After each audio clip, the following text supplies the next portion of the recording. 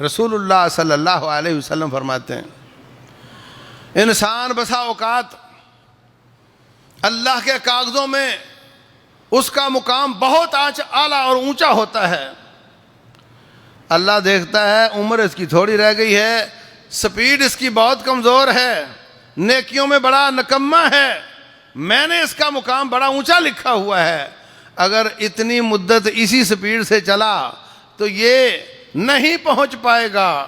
پھر اللہ تعالیٰ اس کو کسی آزمائش میں پکڑ لیتا ہے، پھر رب ذوالجلال اس کو صبر کی توفیق دے دیتا ہے۔ پھر صبر ایسی عبادت ہے جس کا اجر کا کوئی حساب نہیں ہوتا، انما یوفی الصابرون اجرہم بغیر حساب، تو پھر رب ذوالجلال بغیر حساب کے اس کو اٹھا کر کے اس اعلیٰ مقام پر فائز کر دیتا ہے۔ یہ اللہ کی حکمتیں ہیں، اور ہمیں کبھی بھی یہ نہیں سمجھنا چاہیے کہ میں تو بڑا نیک ہوں، یہ میرے لیے تو آزمائش ہی ہے۔ ہر شخص کو اپنے آپ کو یہی سمجھنا چاہیے کہ رب کا عذاب آیا ہے اور مجھے اس سے ڈرنا چاہیے۔ وَمَا نُرْسِلُ بِالْآيَاتِ إِلَّا تَخْوِيفًا، ہم جب بھی اپنی آیات دکھاتے ہیں تو تمہیں ڈرانے کے لیے دکھاتے ہیں۔ یخوف اللہ بہا عبادہ، اللہ تعالیٰ ان کے ساتھ اپنے بندوں کو ڈراتا ہے۔ یا عباد فاتقون، اے میرے بندوں مجھ سے ڈر جاؤ۔ وَيُحَذِّرُكُمُ اللَّهُ نَفْسَهُ، اللہ تمہیں اپنے آپ سے ڈراتا ہے۔ رسول اللہ صلی اللہ علیہ وسلم کے زمانے میں چاند یا سورج کو گرہن لگ گیا، ابھی ابھی آپ کا بیٹا فوت ہوا تھا، کہنے لگے یہ نبی صلی اللہ علیہ وسلم کے بیٹے کی وفات کی وجہ سے گرہن لگ گیا ہے۔ آپ نے خطبہ ارشاد فرمایا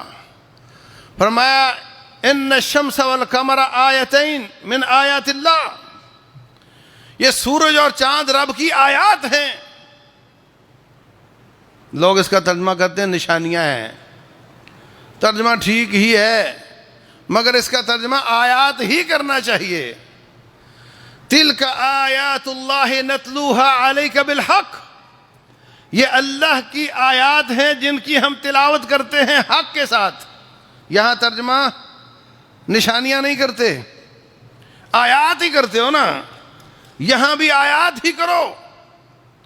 ان الشمس والقمر آیاتین من آیات اللہ، سورج اور چاند رب کی آیات ہیں۔ لا ينقصفان لموت احد ولا لحیاتہ، ان کا بے نور ہو جانا، ان کا گرہن ہو جانا کسی کی موت یا حیات سے تعلق نہیں رکھتا، بلکہ فرمایا اللہ تعالیٰ ان کے ذریعے اپنے بندوں کو ڈراتا ہے۔ اس لیے جب بھی ایسا ہو استغفار کی کثرت کرو، صدقہ خیرات کی کثرت کرو، نماز کسوف ادا کرو۔ گرہن لگ گیا، آپ نے مدینہ جمع کر لیا، نماز کسوف شروع کر دی۔ حضرت اسماء آتی ہیں اپنی بہن عائشہ کے گھر رضی اللہ عنہن، کہتی ہیں یہ کس ٹائم کی نماز ہے، یہ تو نماز کا کوئی ٹائم نہیں ہے۔ تو اب ان کو کون جواب دے، سارے تو نماز پڑھ رہے ہیں۔ بہن عائشہ کے پاس کھڑی ہو کر بات کر رہی ہیں، آیا کیا کوئی آیت آ گئی ہے؟ تو حضرت عائشہ سر ہلا کر نماز کے دوران جواب دیتی ہیں، ہاں آیت آ گئی ہے، یہ گرہن لگنا یہ رب کی آیت ہے۔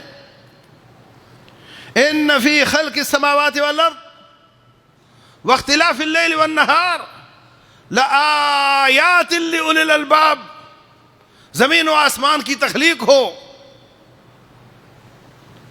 دن رات کا آنا جانا، سورج اور چاند کا سولر سسٹم، لآیات لأولی الالباب، یہ اللہ تعالیٰ کی آیات ہیں۔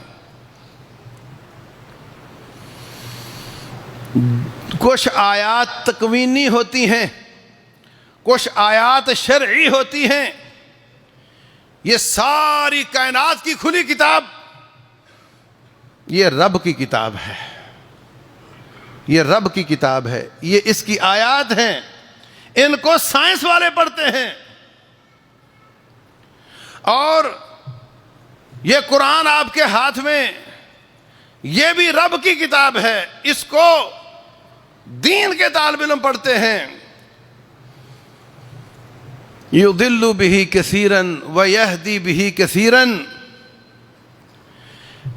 قرآن کی آیات کو پڑھ کر بھی جو دل کی پلیٹ صاف لے کر نہ آئے، پہلے سے اپنا عقیدہ اور عمل طے شدہ ہو، پھر قرآن پڑھنا شروع کرے، سنت مصطفیٰ پڑھنا شروع کرے، یہ قرآن اس پر اثر نہیں کرتا، کیونکہ اس کی پلیٹ صاف نہیں، اس پر پہلے ہی بہت کچھ لکھا ہوا ہے، قرآن کے لکھنے کی گنجائش ہی نہیں ہے۔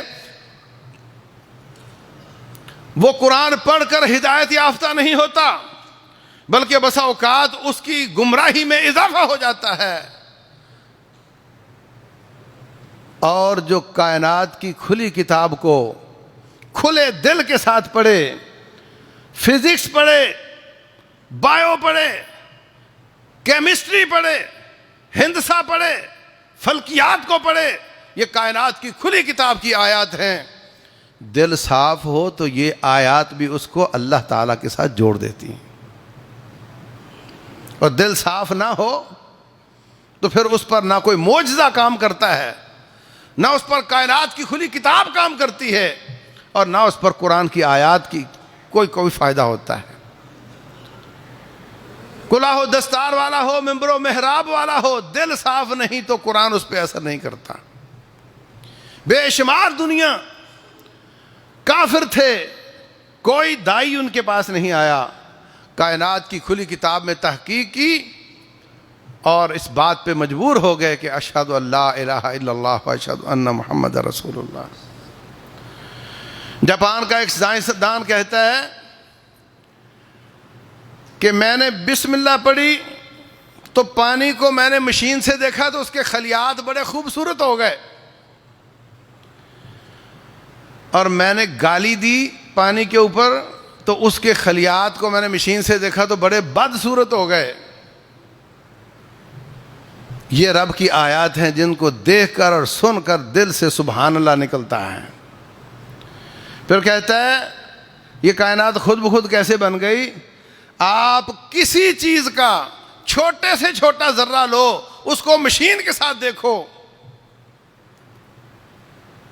تو وہ پورا ایک شہر نظر آتا ہے، پورا ایک، جس طرح دور سے کسی شہر کی تصویر کھینچو تو ہوتا ہے وہ ایک خلیہ، پورا شہر نظر آتا ہے۔